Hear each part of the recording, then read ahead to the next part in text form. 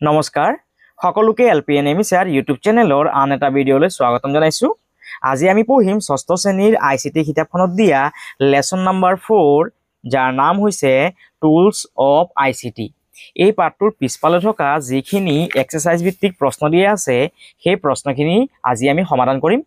সেইভাবে চোৱা এক্সাৰসাইজ 1ৰ প্ৰশ্নটো কি দিয়া আছে। Have you ever seen this screen on a computer or mobile? Write a few lines about it in the box below with the help of your teachers and guardians. অৰ্থাৎ কৈছে তোমাৰ শিক্ষক আৰু গাৰ্জিয়ানৰ সহায় লৈ অৰ্থাৎ মাক দেউতাকৰ সহায় নহলে শিক্ষকৰ সহায় লৈ পেলাই এই ইয়াত যে তোমালোকে এই ছবিখন যে দেখিছা এই ছবিখন তোমালোকে কেতিয়াবা মোবাইল বা কম্পিউটাৰত দেখিছানে? ইয়াৰ উত্তৰটো তোমালোকে এনেধৰণে লিখিবা। আমি যেতিয়া মোবাইল খুলো তেতিয়া আমি মোবাইলত এই ছবিখন আমি দেখিবলৈ পাওঁ। যেতিয়া আমি গুগলটো খুলিম তেতিয়া আমি এই ছবিটো দেখিবলৈ পাওঁ। সেইভাবে তোমালোকে ইয়াৰ উত্তৰটো এনেধৰণে লিখিবা। আনসাৰ ইয়াত লিখিবা যে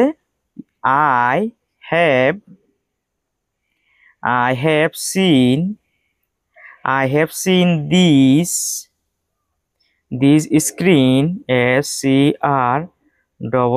screen.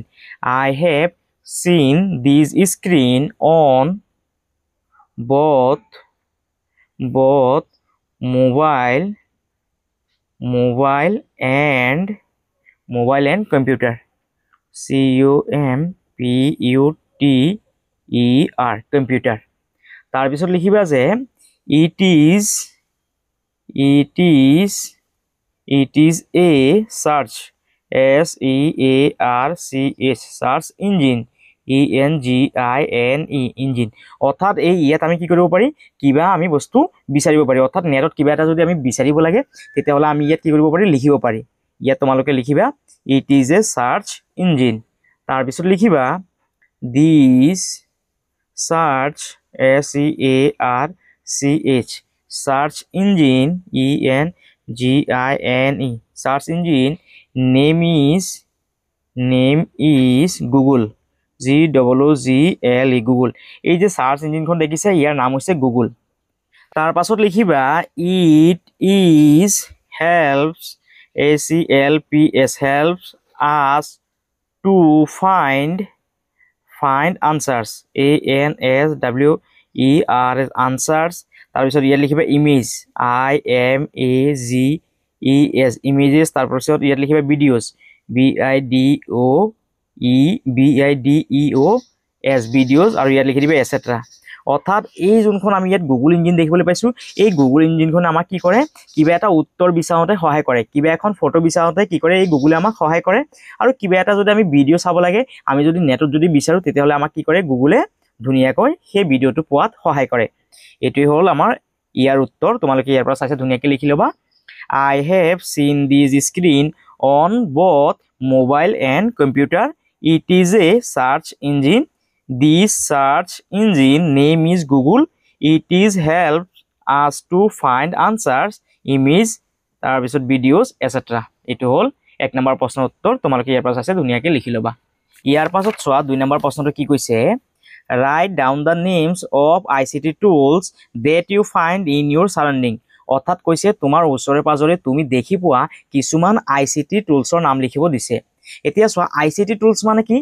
আইচিটি টুলছ মানে হৈছে বৈদ্যুতিক সৰঞ্জাম যিবোৰ কাৰেন্ট বা বেটাৰীৰ দ্বাৰা চলে।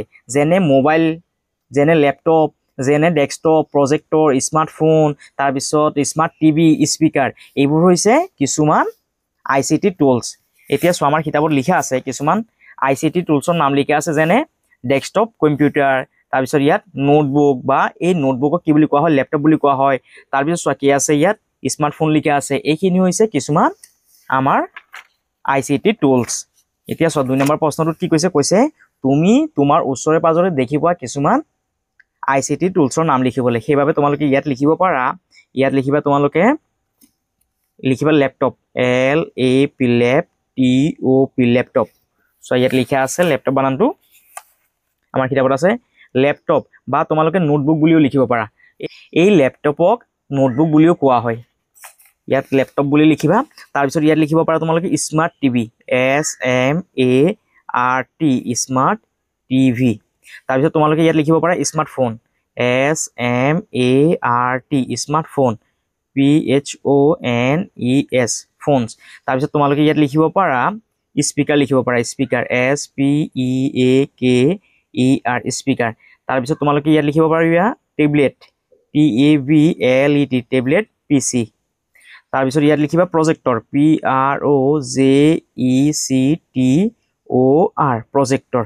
এইখিনি হ'ল আমাৰ কিছুমান আমি ওচৰে পাজৰে দেখি পোৱা কিছুমান ICT টুলছৰ নাম। ইয়াৰ পাছত চোৱা 3 নম্বৰ প্ৰশ্নটো কি কৈছে ফিল ইন দ্য ব্লেংকছ অৰ্থাৎ কৈছে খালী ঠাইখিনি পূৰ কৰিবলৈ।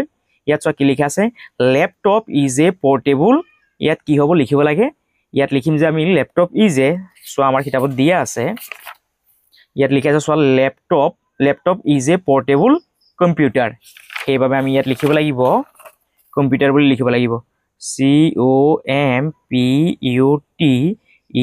Computer. Laptop is a portable computer. B নম্বৰটো চোৱা কি লিখা আছে ৰেডিঅ' ইজ এ ডেছ টুল। ৰেডিঅ'টো কি টুল এই ৰেডিঅ'টো হৈছে হাৰ্ডৱেৰ টুলছ। সেইবাবে আমি ইয়াত লিখিব লাগিব hardware HARD hard WARE hardware.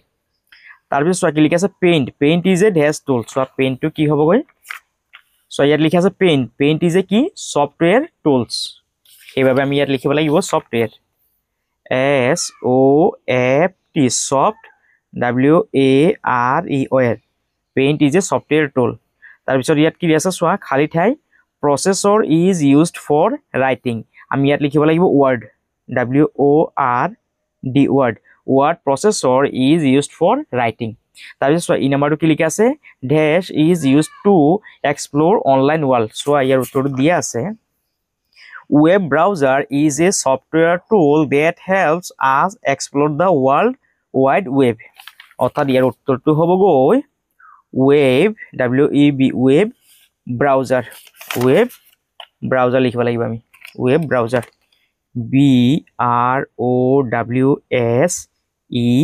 Browser web browser is use to explore online world. এইটো হ'ল আমাৰ 3 নম্বৰ প্ৰশ্নৰ উত্তৰ অৰ্থাৎ খালী ঠাইৰ উত্তৰখিনি তোমালোকে ইয়াৰ পৰা চাইছে ধুনীয়াকৈ লিখি ল'বা। ইয়াৰ পাছত চোৱা 4 নম্বৰ প্ৰশ্নটো কি কৈছে which of the following is not an ICT টুল। অৰ্থাৎ কৈছে তলৰ কোনটো ICT টুলছ নহয়। ৰেডিঅ'টো কি এটা ICT টুল কাৰণ ৰেডিঅ'খন বেটাৰীৰ দ্বাৰা চলে। নিউজ পেপাৰটো কি নহয় ICT টুলছ নহয় কাৰণ নিউজ পেপাৰ বেটাৰী বা কাৰেণ্টৰ দ্বাৰা পৰিচালিত নহয়। লেপটপ কি হ'বগৈ কাৰেণ্টৰ দ্বাৰা পৰিচালিত। মোবাইল কি হ'বগৈ কাৰেণ্টৰ দ্বাৰা পৰিচালিত। সেইকাৰণে ৰেডিঅ' লেপটপ মোবাইল এইবোৰ হ'ব ICT টুল কিন্তু নিউজ পেপাৰ কি নহ'বগৈ ICT টুলছ নহ'ব। সেইবাবে ইয়াৰ উত্তৰটো হ'বগৈ নিউজ পেপাৰ। ইয়াৰ পাছত 5 নম্বৰ প্ৰশ্নটো চোৱা কেনেধৰণে কৰিবা what is the difference between a smart TV and a normal television right with the help of your teachers. কৈছে তোমাৰ শিক্ষকৰ সহায় লৈ স্মাৰ্ট টিভি আৰু নৰ্মেল টিভিৰ মাজত কি পাৰ্থক্য আছে সেয়া লিখিবলৈ। ইয়াৰ উত্তৰটো তোমালোকে এনেধৰণে লিখিবা a smart TV can connect to the internet but a normal television can not connect to the internet. অৰ্থাৎ কৈছে যে স্মাৰ্ট টিভিখন আমি আজিকালি কি কৰিব পাৰি ইণ্টাৰনেটৰ লগত সংযোগ কৰিব পাৰি কিন্তু যোনখিনি আমাৰ নৰ্মেল টেলিভিশ্যন আছে সেইখিনি আমি ইণ্টাৰনেটৰ লগত সংযোগ কৰিব নোৱাৰি। ইয়াৰ পাছত চোৱা ইয়াত আৰু এটা পইণ্ট লিখি থৈছিলোঁ মই a smart TV is more expensive but a normal television is less expensive মানে হৈছে বহুত খৰচীয়া। অৰ্থাৎ স্মাৰ্ট টিভিখিনি বহুত কি ইয়াৰ দামখিনি বহুত বেছি কিন্তু নৰ্মেল যোনখিনি টিভি আছে সেইখিনি দামখিনি বহুত কম। আৰু এইটোৱে আছিলে আমাৰ 5 নম্বৰ প্ৰশ্নৰ উত্তৰ। তোমালোকে ইয়াৰ পৰা চাইছে ধুনীয়াকৈ লিখি ল'বা। ইয়াত চোৱা ইয়াত এইখন এখন স্মাৰ্ট টিভি আৰু এইখন হৈছে এখন নৰ্মেল টিভি। স্মাৰ্ট টিভিখনত আমি আজিকালি কি কৰিব পাৰি নেট সংযোগ কৰিব পাৰি কিন্তু অৰ্ডিনাৰী অৰ্থাৎ নৰ্মেল যোনখিনি টিভি আছে তাত আমি ইণ্টাৰনেট সংযোগ কৰিব নোৱাৰি। স্মাৰ্ট টিভিৰ দাম বহুত বেছি আৰু যোনখিনি আমাৰ নৰ্মেল টিভি আছে সেইখিনিৰ দাম ইমান বেছি নহয়। এইটোৱে আছিলে দুটা আমাৰ পাৰ্থক্য। তোমালোকে ইয়াৰ পৰা চাইছে ধুনীয়াকৈ ইয়াৰ উত্তৰটো লিখি ল'বা। 5 নম্বৰ প্ৰশ্নৰ উত্তৰটো ধুনীয়াকৈ লিখি ল'বা। আৰু যদি তোমালোকৰ ভিডিঅ'টো যদি ভাল লাগিছে তেতিয়াহ'লে তোমালোকে চেনেলটো ছাবস্ক্ৰাইব কৰিবা ভিডিঅ'টো শ্বেয়াৰ কৰিবা আৰু কমেণ্ট কৰিবলৈ নাপাহৰিবা। সকলোকে ধন্যবাদ।